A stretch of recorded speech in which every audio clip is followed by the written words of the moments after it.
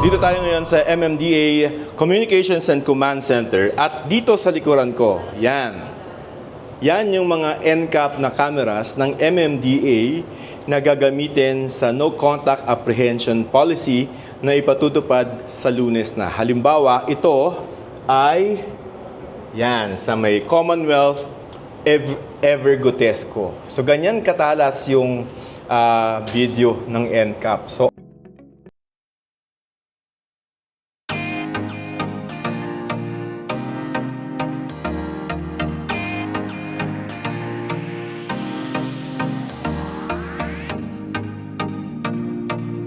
So, automatic, pag nag-violate kayo ng traffic laws or ordinance, pitik, database, sisend sa bahay nyo yung inyong violation. Hindi na kayo kailangang harangin ng mga traffic enforcers. So, ayon kay Chairman Artes, mga major thoroughfares sa Metro Manila ang papaganahin yung NCAP ng MMDA. Hindi pa kasali dyan yung NCAP ng mga individual na mga LGU. So halimbawa, sa Rojas Boulevard, sa Ortigas, no?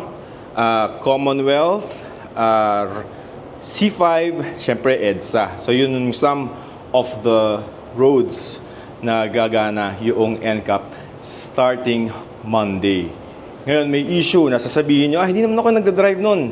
So, pwede nyong i-contest yan sa Traffic Adjudication Board at kailangan maipakita nyo na hindi nga kayo yung sakay. Kasi ang assumption ng NCAP, yung nag-violate ay yung nakarehistro doon sa sasakyan. So, pakita ko lang sa inyo yung monitoring ng MMDA.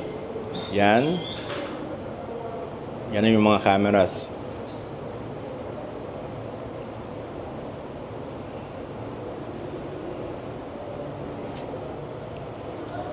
So Monday ulit yan at yan ang pinakahuling update dito sa MMDA. Ako si Joseph Morong ng GMA Integrated News.